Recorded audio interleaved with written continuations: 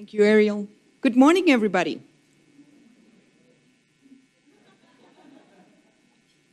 I think we fed you excellent burritos filled with protein. So let's try this again. Good morning, everybody. Much better. Welcome. Welcome to your university, Montana State. Truly, I am so happy to have all of you here. It is truly an honor and a privilege for Montana State University to open our doors to all of you. I hope that you feel welcome and that you have a very productive day. All of you are very, very special to us. We have been blessed with the opportunity to work with so many of you. But I would like to make some special recognitions, if you allow me. First of all, I would like to welcome Angela McLean here. Awesome to have you here, Angela. We have our wonderful Regent Casey Lozer. Where's Casey? Saw him walk in. Casey, welcome. And then once a regent, always a regent, right, Angela? Right, Casey? And we have with us Major Robinson. Welcome, Major. We're very happy to have you here as well. And welcome to my colleagues from the other campuses as well. Don and Beth, I think those are the principals that I see here. It's awesome to have you here. So, the year was 2005. For me, this story starts in 2005. And the name of the person was Sean Chandler.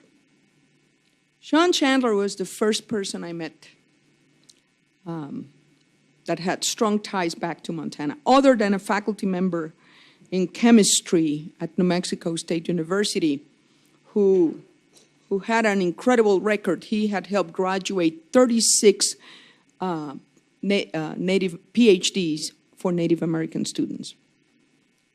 I was an amazing guy. Glenn Keene is his name. I think he retired from New Mexico State and came back to Montana, lives in Livingston. But Sean Chandler and I coincided in Washington, D.C., in the summer of 2005, in what was known then as the Kellogg Minority Fellowship. This was a program that the Kellogg Foundation put together, and the main emphasis was to develop the next generation of leaders for minority-serving institutions. And the whole notion was that they chose 10 leaders from historically black colleges and universities, 10 leaders from Hispanic serving institutions, and 10 leaders from AHEC. And we were going to participate in a series of events and workshops and meetings throughout the year, 2005. And that was the first person, again, where I could sit down and start thinking about collaboration, because that was the emphasis of the Kellogg Foundation, not only to develop these individuals, but to do that fostering an atmosphere of collaboration rather than competition among us. Little did I know back then that 5 years later, I was going to become president of Montana State University. Life is so interesting, right? And the people who welcomed me to Montana State University were of the stature of Joe McDonald, the wonderful president who was part of my search committee right here, an alum who's the president of Little Bighorn College. I mean, we have royalty, really, associated with our American Indians and Montana State. But here's the story I learned a few months after I became president. You know that I talk a lot about the importance of the land grant history, right? The land grant story that gave us this incredible collection of colleges and universities all around the United States. That it was on July the 2nd, 1862, was when Congress changed the face of higher education in America. Up until that moment, higher education was limited to the realm of private institutions in the East Coast or the West Coast, and for the most part reserved for men coming from wealthy families. And along came this visionary who said, let's open one public university in each state and territory of the Union. And let's do that to educate the sons and daughters of the working families of America. 1862. What some of us also know was that that was insufficient. Then in 1890, a second congressional bill gave access to African Americans and established many of the historically black colleges and universities. But I remember my first month of being a president of Montana State. I'm in a plane, I'm reading a book about land-grant history, and this is the part that I did not know. In 1994, I knew that Congress had passed a third congressional bill, the third land-grant bill, that gave the land-grant designation to tribal colleges. What I did not know was that in that commission, of which Joe McDonnell was a part of, that commission was chaired by President Michael Malone from Montana State University. So there is a very strong bond, and what I understood was that I had a supreme obligation to honor that legacy, which back then, of course, was also exemplified by this project that we had been dreaming about since 2004, to build an American Indian Hall. And let me tell you, when I arrived at Montana State University, there was enthusiasm about it, and there was in other corners a profound sense of skepticism. People said things like, it's very difficult to raise money for that type of project, which is true. People said something like, we don't want to fail, so we better not touch it too much. And I remember thinking that we had made a promise, right? And that we needed to honor that promise. Back then, the challenge was for us to raise $8 million. And I can tell you, after 14 years, we had raised 4.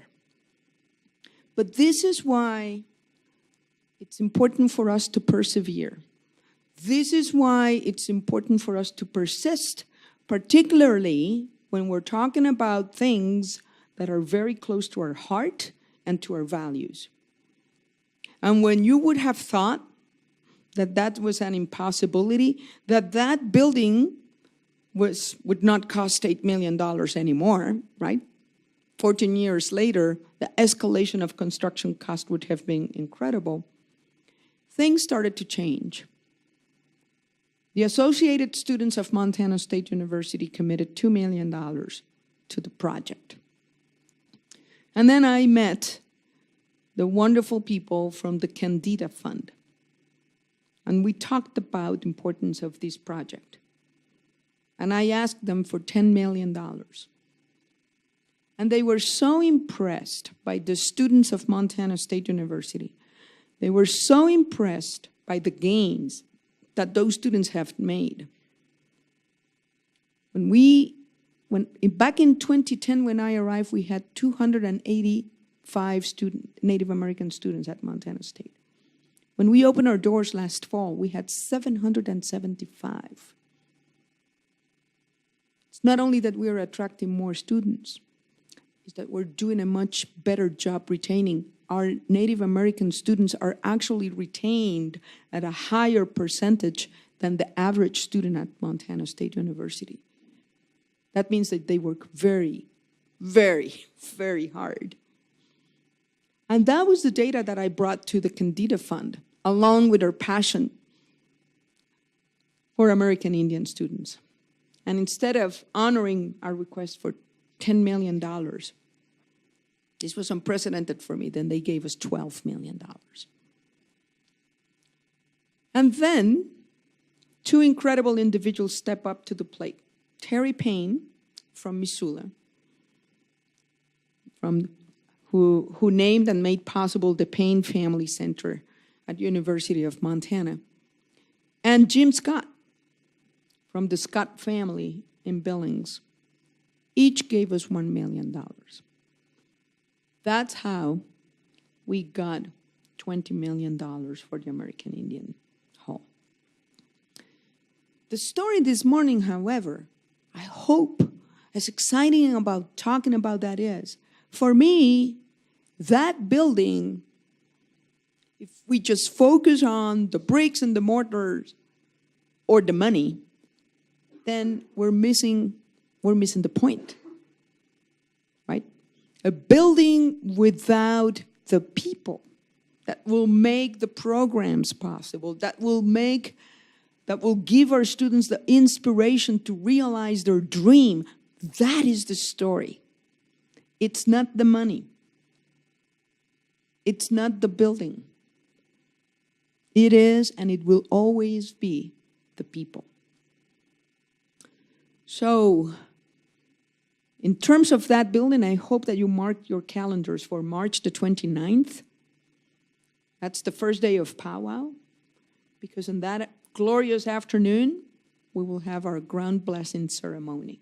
And I hope that all of you join us on March the 29th. And I hope that you also start marking your calendars for the fall of 2021, when all of us are going to celebrate the opening of that beautiful building. As Walter said, however, we're not going to wait for that building to be a reality, for us to start transforming this university and start indigenizing this campus, which is part of our conversations during the strategic plan. I hope that you saw, as you walked in the wonderful sub, our wonderful hallway with Native American art by our students, which is absolutely fantastic. And to me, it's a metaphor, right? It tells our visitors, our students and faculty and staff, we care. We really, truly care. Even here at the entrance of the ballrooms, there are two wonderful pieces by Ben Pease. I have told Walter repeatedly, if one good morning someone comes here and those wonderful paintings are not there, please, please don't come to my home. And it's also about how we use every opportunity to convey that message beyond the physical structures. For example, last year when we celebrated our 125th anniversary with the Bobcat Birthday Bash, first thing we had was an honor song. First thing. During our commencement ceremonies, as we celebrate our students, we have an honor song. Our students carry the flag of our tribal nations when they come in the field house. It's just the accumulation of those little symbols that we hope are going to start transforming this institution. And finally, I feel very committed to this also at a national level. I belong to the board of the Association of Public and Land-Grant Universities. And one of the things that we're working on is how to partner with our Canadian institutions. This last fall, I was at a meeting with our counterparts in Canada, and I asked about the retention rates for First Peoples students, right? And they said, oh, yes, we are distraught. We need to do something because it's low. It's 88%. And I was like, we need to learn from each other, right? So this is all to say that this is a collection of small concentric circles. There are so many things that we can do. And I am delighted to be in a room of individuals who have devoted their lives and their careers to make this happen. And I just want to conclude by saying thank you for the important work that you do. Let us know how we can further this collaboration, and we are honored to be in your presence today. With that said, I know that you are in great hands with the planners of this meeting. If you need anything, please do not hesitate to reach out to us. You'll find me on the second floor of Montana Hall, and I would be very happy to see you. Enjoy your day here in Bozeman. Have a wonderful and very productive meeting, and we look forward to seeing you again. I need to say, I'm always finished by saying, go Cats, but I hear you.